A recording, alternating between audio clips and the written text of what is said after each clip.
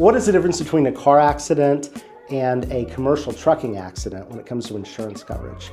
So it's important to keep in mind that in Illinois, there are minimum policy limits that a person might have if you're in a car accident that are only $25,000. People have all different sorts of policy limits, but it's very common that if you're in a car accident, the person may have only $25,000 or $50,000 of insurance. And all too often, we see people leave the emergency room with a medical bill more than $25,000. So in cases involving car accidents, a really important consideration and sometimes a limiting factor is the amount of available insurance coverage. In commercial trucking cases, it's different. Commercial trucking carriers tend to have a lot more insurance. If the trucking company operates across state lines, they have to have a minimum of $750,000 of coverage. And often larger trucking companies have a lot more coverage.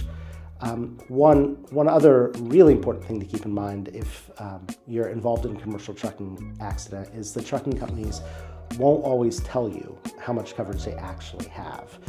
It's very common for trucking companies to underreport to people how much coverage they have, including to other lawyers. So one of the things that we have to do in trucking cases is be very careful to be certain, especially in cases with very serious injuries, catastrophic injuries, or death cases, that the trucking company has told us the truth and that we verify all sources of insurance so we make sure that we can get full justice for our clients.